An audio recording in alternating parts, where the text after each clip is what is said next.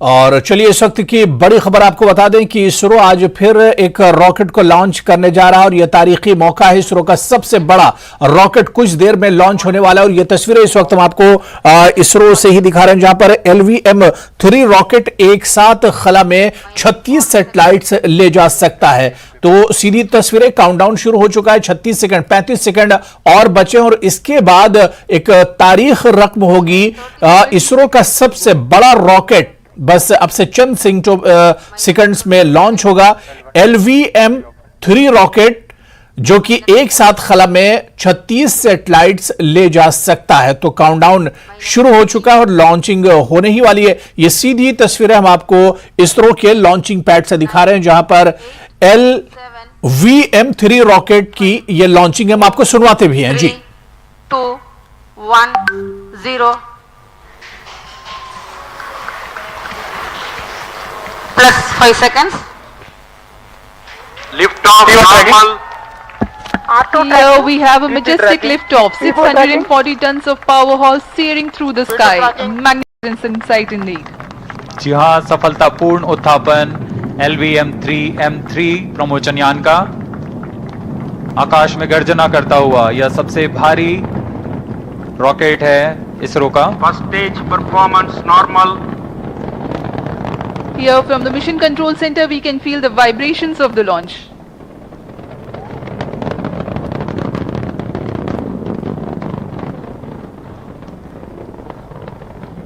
दोनों S-200 boosters सामान्य निष्पादन करते हुए और यान अपनी उद्दिष्ट कक्षा की ओर। Generating a peak thrust of 5,950 kilonewtons in vacuum with S-200 motors thrusting currently. 1 minute. S-200 motor जो कि ठोस नोदक पर आधारित चरण है, इसका एक मोटर का प्रणोदक करीब 200 टन का होता है। इस दौरान यह कुल 12,000 किलो न्यूटन का प्रणोद उत्पन्न कर इस यान को लिफ्ट ऑफ प्रदान करता है और यह करीब 136 सेकंड्स तक चलकर यान से पृथक कर दिया जाएगा। The trajectory during the atmospheric regime is to have least angle of attack with respect to wind so that the launch vehicle structures experience lesser loads.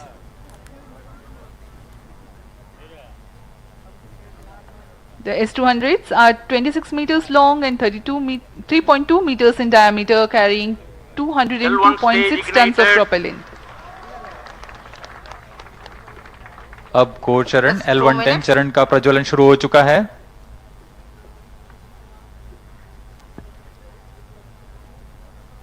The core L110 and the two S-200 boosters all thrusting currently.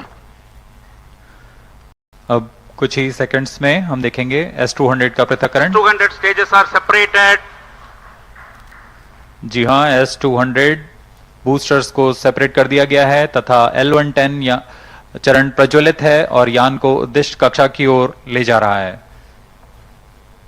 On your TV screens, the visuals from the onboard camera showing the separation event of the S-200 boosters. The L110 core stage alone currently thrusting.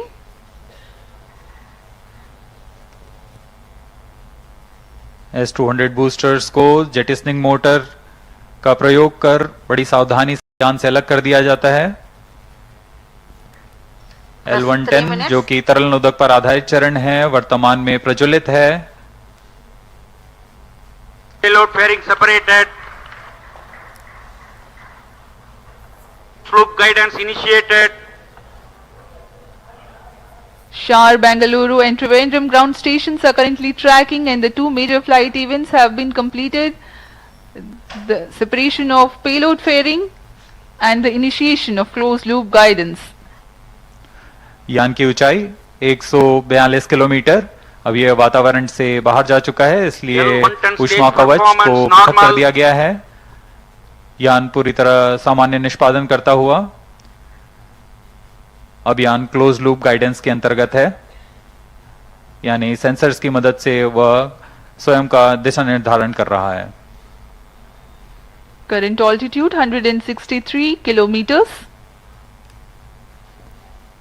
Plus 4 minutes. The L110 stage is powered by twin Vikas engines. The total burn time is close to 200 seconds.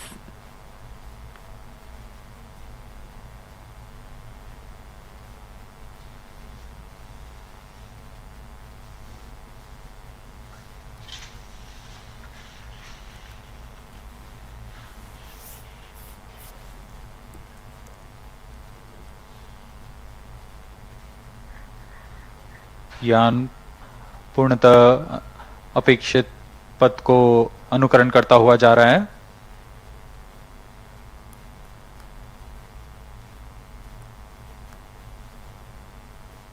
Stage is authorized. कुछ ही seconds में हम देखेंगे L110 चरण का प्रज्वलन समाप्त हो जाएगा और तत्पश्चात L110 को यान से पृथक कर दिया जाएगा। L110 stage thrust cut off and separated. C25 ignition commanded. C25 ignition confirmed. Several pieces of good news for the flight events. L110 has completed its operation nominally and separated from the ongoing launch vehicle. The C25 cryogenic engine has started its operation. L110 चरण को सफलतापूर्वक पृथक कर दिया गया है और अंतिम चरण जो कि C25 क्रायोजेनिक इंजन है उसका सफलतापूर्वक प्रज्वलन शुरू हो चुका है और वर्तमान तो इसरो ने तारीख लॉन्च की है। आंध्र प्रदेश के श्रीहरिकोटा से लॉन्चिंग की गई और बताया जाता है कि सबसे भारी यह रॉकेट है जिसे इसरो ने लॉन्च किया है क्योंकि 30 सैटेलाइट्स को एक साथ खला में ले जा सकता है। चलिए आगे बढ़ेंगे। श्री माता वैष्णो देवी जी प्राचीन मार्ग श्राइन संस्था आज कदीम रास्ते पर छड़ी यात्रा का एहतमाम कर रहा है।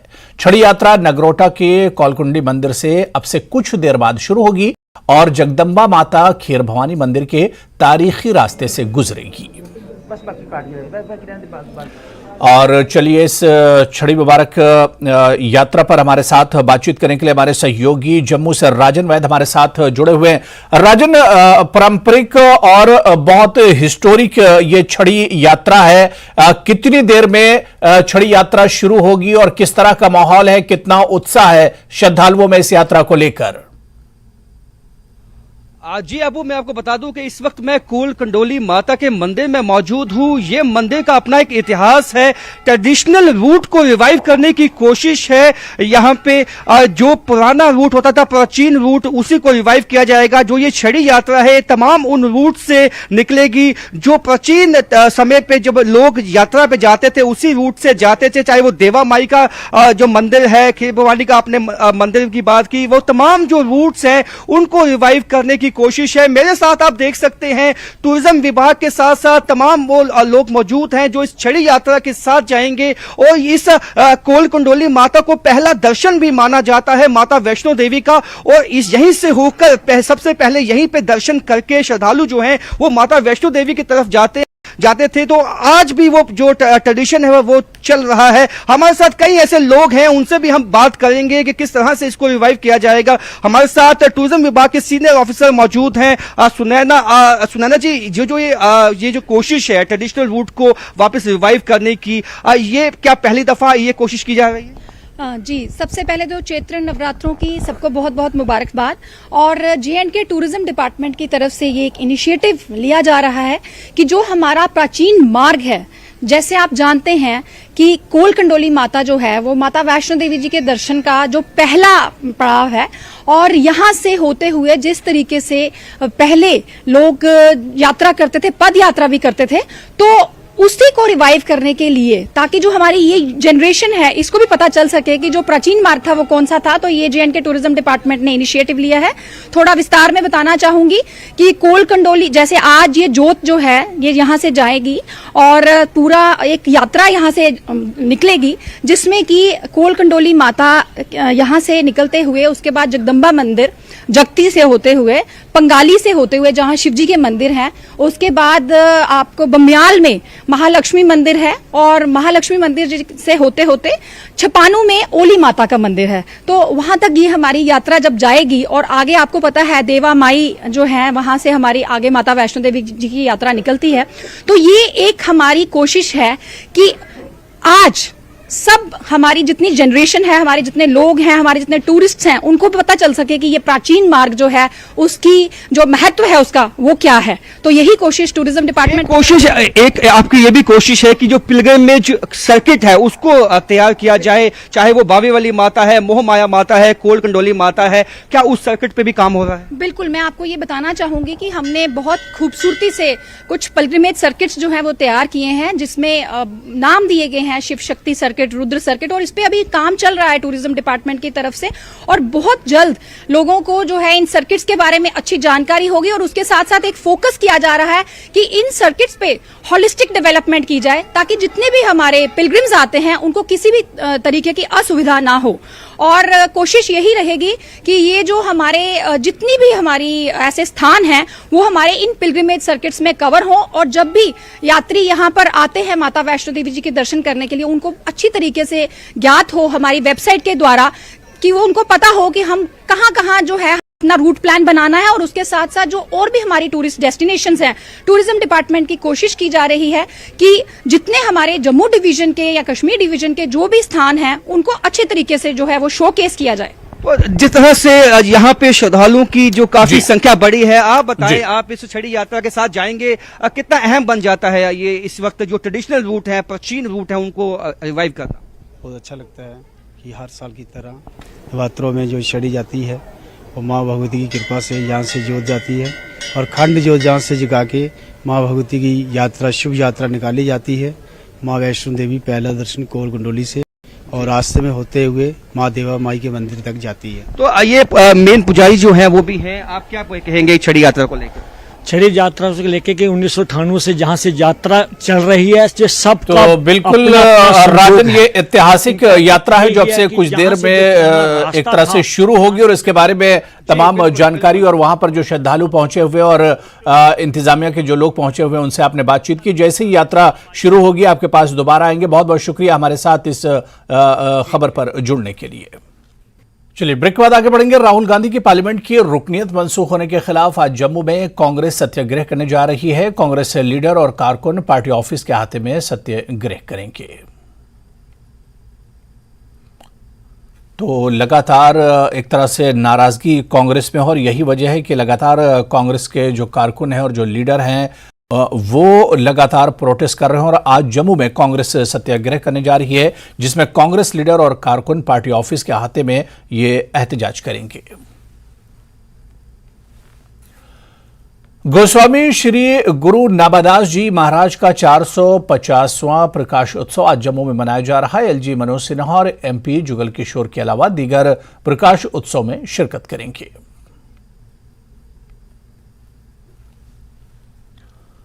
और बात मौसम से जुड़ी हुई है। 29 से 31 मार्च तक कश्मीर में मौसम अब्र आलूद रहने के साथ गरज चमक और तेज हवाओं के साथ हल्की सी दरमियानी बारिश का इम्कान है। वहीं गुरेज में जुमे की रात को कम अज कम 2.5 फुट के करीब ताज़ा बर्फबारी हुई थी। खराब मौसमी सूरत हाल के दरमियान जिला रामबन में भी भारी बारिशों का सिलसिला जारी रहा। महकमे मौसमियात ने सफर से पहले मुताल्लिका ट्रैफिक पुलिस से सड़क के हालात की तस्दीक करने का मशवरा दिया है। वहीं महकमे मौसमियात ने आज से दिन के दर्जे हरारत में इजाफा होने की भी वार्निंग जारी की है। और चलिए इसी खबर पर मौसम के और हालात जानने के लिए, अपडेट लेने के लिए सीधे हम रुख करेंगे। हमारे सहयोगी रईस इस वक्त हमारे साथ राजतौर पर जुड़े हुए हैं। रईस, किस तरह का मौसम है? और पिछले कुछ दिनों से हम देख रहे हैं कि जो पहाड़ी और ऊपर के इलाके वहां पर बर्फबारी हो रही है और नीचे के इलाकों में रुक रुक कर बारिश हो रही है। अब मौसम के हालात कैसे हैं? जी हाँ, बिल्कुल जिस तरह से हम अनएक्सपेक्टेड चेंज देख रहे हैं मौसम में, वहीं अगर हम बात करें कश्मीर की तो यहाँ पे भी लगातार जो है वो बारिशों का सिलसिला कल तक जारी था और वहीं आज जो है वो वेदर मेनली ड्राई रहेगा। कल और परसों जो है वो हल्की बारिशें हो सकती हैं और इसके साथ साथ जो 30 मार्च तक जो है वो हेल स्टार्म 30 मार्च को हो सकते हैं। तो यहाँ पे अगर हम कुल मिला के देखें तो एक अनएक्सपेक्टेड चेंज है वेदर में, जिसके चलते जो है जो यहाँ पे आए हुए बाहर से सयाह है काफ़ी एंजॉय कर रहे हैं। वहीं अगर हम गुलमर्ग और पहलगाम की बात करें तो वहाँ पे जो है वो फ्रेश बर्फबारी हुई है, फ्रेश स्नोफॉल हुआ है, जिससे जो बाहर के टूरिस्ट है वो एंजॉय कर रहे हैं। और वहीं अगर हम श्रीनगर जम्मू राष्ट्रीय राजमार्ग की बात करें तो वहाँ पे भी ट्रैफिक एडवाइजरी जारी की गई है कि अगर मौसम क्लियर रहता है तो उसके बाद ही जो है वो LMV और प्राइवेट कार्स जो है वो दोनों तरफ से चलेंगे, लेकिन सब्जेक्ट टू जो है अगर मौसम सही रहता है तो। वहीं मुगल रोड की अगर हम बात करें तो वो अभी भी ट्रैफिक के लिए उसको बंद कर दिया गया है। और SSG रोड पे भी जो है वो अभी जो ट्रैफिक डिपार्टमेंट है उन्होंने कहा है कि अगर मौसम साफ रहता है तो तब इस पे जो है वो गाड़ियां चलेंगी। कुल मिला के अगर हम यहाँ पे देखें तो एक अनएक्सपेक्टेड चेंज है वेदर में, जिसको जो है वो टूरिस्ट एंजॉय कर रहे हैं। लेकिन जो यहाँ के लोग हैं, कुछ दिन पहले यहाँ पे मौसम में सुधार हुआ था, टेम्परेचर में इजाफा हुआ था, उसके चलते यहाँ पे जो है वो मौसम ठीक हो गया था। लेकिन अब कुछ दिन से जिस तरह से बारिशें हो रही हैं तो दोबारा से सर्दी जो है वो लौट आई है। लेकिन आज से ही जो वेदर डिपार्टमेंट है उन्होंने प्रेडिक्शन की है कि दोबारा से टेम्परेचर में इजाफा होगा। जी बिल्कुल। एक और सवाल रईस आपसे कि जिस तरह से अचानक मौसम में तब्दीली देखी गई, ये मौसम बागबानों और ख़ासतौर से खेती के एतबार से किस तरह का है? क्योंकि अचानक जिस तरह से बर्फबारी हुई है, बारिश हुई है, ऐसे में क्या ये बागबानों के लिए अच्छी खबर है या इससे नुकसान होगा? जी हाँ, जिस तरह से अभी मौसम में तब्दीली आ रही है, जिस तरह से चेंज आ रही है, तो ये बागबानों के लिए नुकसानदेह जो है वो साबित होगी। अगर बर्फबारी होती है तो इससे जो फसल है वो तबाह होगी, और अगर हेल स्टॉर्म होती है तो उससे भी जो है वो काफ़ी नुकसान होता है। तो यहाँ पे जो यहाँ के लोग हैं, यहाँ पे फरवरी के एंड तक जो है वो बर्फबारी होती है, उसके बाद एक्सपेक्ट करते हैं कि यहाँ पे खाली बारिशें हों, और ये सीज़न जो है वो बारिशों का है। लेकिन जिस तरह से अभी पहाड़ों में बर्फबारी हो रही है, चाहे हम गुलमर्ग की बात करें, पहलगाम की बात करें, तो फ्रेश स्नोफॉल हुआ है। लोगों को डर है कि ये बर्फबारी प्लेन्स में ना हो, क्योंकि इस वजह से जो है वो जो बागबान है, जो फार्मर्स है, जो फसल है, उसको जो है वो खतरा लाहक है। और इसके साथ साथ जो हेल स्टॉर्म अगर होता है तो उससे जो है वो फसल तबाह होगी। तो लोग दुआ कर रहे हैं ऐसे में कि खाली बारिशें हों, हेल स्टॉर्म और बर्फबारी अब यहाँ पे ना हो, क्योंकि जो उसका मौसम है वो गुजर चुका है। और साथ ही साथ मौसम में जो है वो जो जिस तरह से तब्दीली आई है, और लोग दुआ कर रहे हैं कि अब मौसम जो है वो ठीक हो जाए, और जो बाहर की आमद के साथ ही यहाँ पे एक अलग तरह का नज़ारा देखने को मिल रहा था, ना सिर्फ प्लेन्स में बल्कि पहाड़ों पे भी एक अलग तरह की रौनक थी, वो फिर से लौट आए। जी तो बिल्कुल रईस, बहुत बहुत शुक्रिया हमारे साथ जुड़ने के लिए। तो अब जिस तरह से मौसम में अचानक बदलाव आया है, ऐसे ये बारिश तो अच्छी है, लेकिन जिस तरह से बर्फबारी फिर से हो रही है और ताज़ा बर्फबारी हुई है, ये बर्फबारी किसानों के लिए और बागवानों के लिए अच्छी अलामत नहीं। जिस तरह से हमारे नुमाइंदे रईस बता रहे थे कि मैदानी इलाकों में अगर इस तरह की बर्फबारी होती है तो इससे बागवानों और किसानों को काफ़ी ज़्यादा नुकसान उठाना पड़ सकता है। तो चलिए, इस बुलेटिन में भी फिलहाल इतना ही। आदाब।